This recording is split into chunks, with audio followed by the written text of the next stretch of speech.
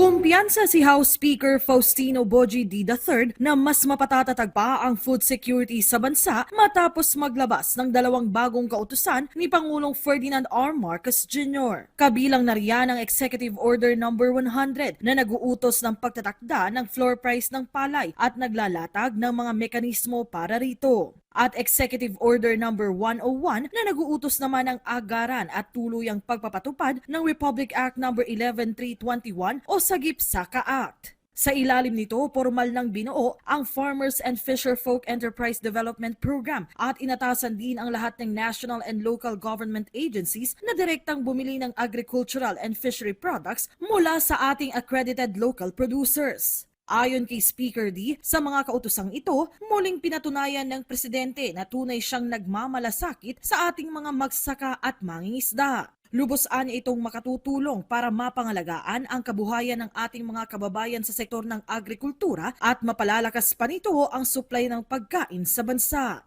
Maging ang iba pang kongresista, pinuri rin ang mga bagong kautusan ng presidente tulad ni House Deputy Speaker Paulo Ortega at House Deputy Speaker Jay Conghun. Sa panig naman ng Makabayan Bloc, naniniwala silang kulang pa ito at naglatag din sila ng ilang mungkahi. Dapat aksyonan na magtakda ng 20 pesos na farm gate price sa buying price ng palay. Ultimately, ang kailangan talagang gawin ay ibasura na yung rice liberalization law, rice tariffication law, at mag-focus muli sa todong pagsuporta sa lokal na produksyon ng palay at bigas para maging self-sufficient. Pagtitiyak ng liderato ng Kamara, babantayan nila ang implementasyon ng mga kautosang ito, gayon din ang iba pang inisyatibo ng gobyerno para sa sektor ng agrikultura. Melales Moras para sa Pambansang TV sa Bagong Pilipinas.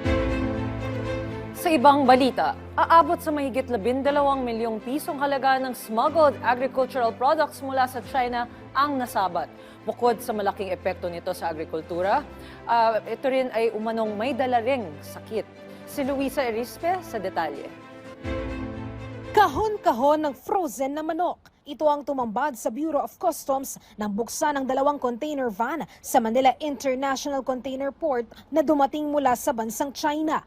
Lumalabas na smuggled agricultural products ang mga ito dahil misdeclared ang laman ng van bilang processed food o fish balls. Isa sa mga modus ho doon, nagle-layering. Ibig sabihin, nagdi-declare po ng processed goods, which is under the Food and Drug Administration. Tapos sa likod po nun, kahalo po, majority ng laman ng mga containers, tulad po sa iniimbestigahan ni Senator Pangilinan, mga smuggled agricultural products. Itong dalawang container na to, naglalaman ng smuggled agricultural product. Ayon sa BOC, 5,300 na kahon dapat ito na puro fishball, pero lumabas na 240 na kahon lang dito ang fishball ang laman at puro frozen chicken breast na ang iba. Nagkakahalaga ng higit 12.96 million pesos ang kontrabando. Tukoy na naman umano ng BOC, sino ang consignee nito o dapat tatanggap ng laman ng container vans. Kakasuhan ng Bureau ang nasa likod nito at tinutuntun na kung may mga kasunod pang shipment kagaya nito mula sa China. Ito po ay galing China. Ang consignee ay Navato Line Consumer Goods Trading. Identified na ho namin yung may-ari at ngayon po ay nagko-conduct na ang aming intelligence group ng investigasyon para ma-identify sino pa yung mga kasabwat dito at kung may iba pang kadugtong na shipment etong mga to. Kasama naman sa nag-inspeksyon ng kontrabando si Senator Kiko Pangilinan, chairperson ng Senate Committee on Agriculture, Food and Agrarian Reform. Para sa kanya, hindi lang dapat imbestigahan kundi tuluyan ng makulong ang sangkot sa agri-smuggling.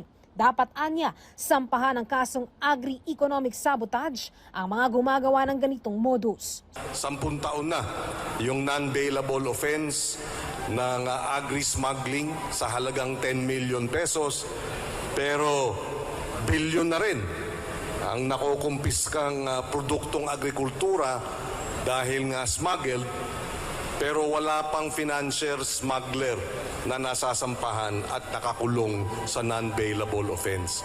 Nais din ipasilip ng senador sa Food and Drug Administration ng mga produkto dahil nakakatakot raw kung mapupuslit ito sa bansa. Paano na lang kung may dala palang sakit ang mga produktong ito na magdudulot pa ng problema sa kalusugan ng makakakonsumo. So may circumstantial evidence na merong sindikatong Chinese na nag-ooperate sa ating bansa na nagpapasok ng ganitong klaseng unfit for human consumption at pinasmuggle. Nakokompromiso ang ating kalusugan, nakokompromiso ang ating livestock. Giit naman ng senador, hindi lang consignee, kundi kahit sino pang sangkot, dapat managot sa naturang modus. Luisa Erispe, para sa Pambansang TV, sa Bagong Pilipinas.